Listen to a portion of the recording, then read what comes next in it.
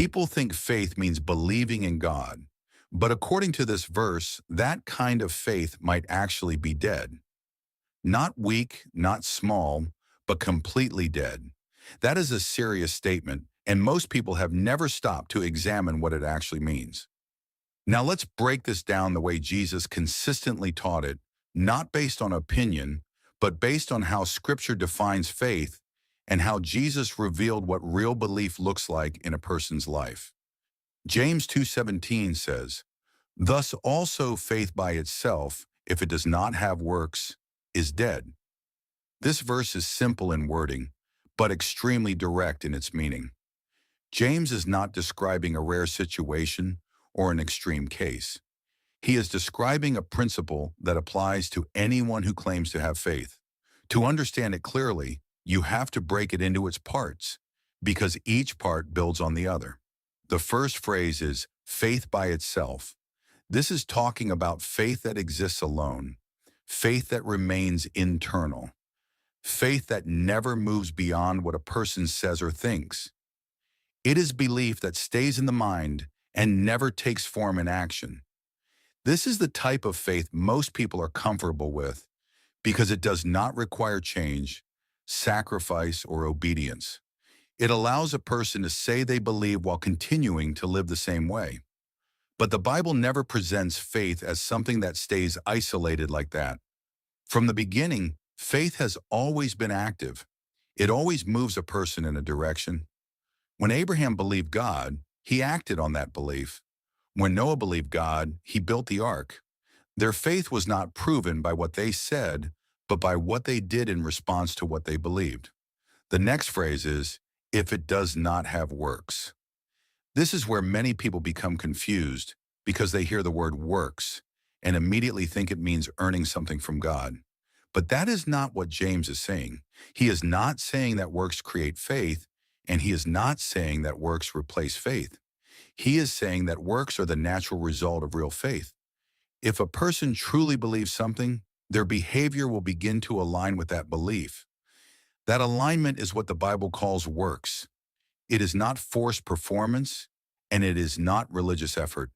It is the outward expression of something that is already real on the inside. This is exactly how Jesus taught it. In Matthew 7:16, Jesus says, "You will know them by their fruits."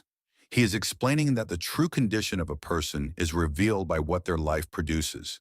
Fruit is visible, it grows over time, and it reflects the health of what is inside.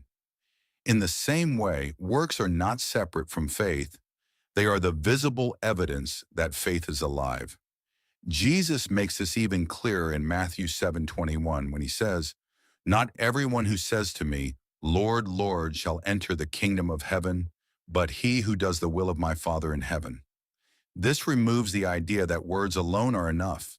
A person can say the right things, can claim belief, and can even appear sincere, but if their life does not reflect obedience to God, then something is missing. This is where James and Jesus are completely aligned. Jesus focuses on obedience as the evidence of a real relationship with God, and James focuses on works as the evidence of real faith. Both are pointing to the same truth. What you truly believe will always show up in how you live. Now, the final part of the verse is where the weight of the message comes in. James says that faith without works is dead. He does not say it is weak or immature or incomplete. He says it is dead. That means it has no life, no movement, and no evidence of being real. It exists in words, but not in reality. This is what makes the verse uncomfortable, because it forces a person to examine themselves honestly. It removes the comfort of simply claiming belief without any transformation. It challenges the idea that faith is something you can have without it affecting your actions, your decisions, and your direction in life. At the same time, this is not a call to perfection. The Bible does not teach that a person must be flawless in order to have real faith. What it teaches is that real faith produces movement. It produces change. It produces a direction that aligns with God's will, even if that growth is gradual and imperfect. Dead faith, on the other hand, does not move at all. It agrees, but it does not act. It listens, but it does not change. It claims belief, but nothing in a person's life reflects that belief. And that is the danger James is pointing out, because dead faith can look convincing. It can sound correct. It can even feel real. But without any evidence, it has no life. To make this practical, think about how belief works in everyday life. If someone truly believes something is real and important, it will influence their actions. If a person believes a warning is serious, they respond to it. If they believe a path leads somewhere valuable, they walk in that direction. In the same way, if someone truly believes in God, in His authority, and in His word, that belief will shape how they live. So the issue is not whether a person says they have faith. The issue is whether that faith is producing anything, whether it is changing how they respond, how they choose, and how they live. Because according to this verse, the difference between living faith and dead faith is not what you claim to believe, but what your belief actually produces. That is the standard James is giving, and it is the same standard Jesus taught. Real faith is not invisible. It shows up. It grows. It produces something that can be seen over time. And if there is no evidence, then the question is not how strong your faith is, but whether it is alive at all.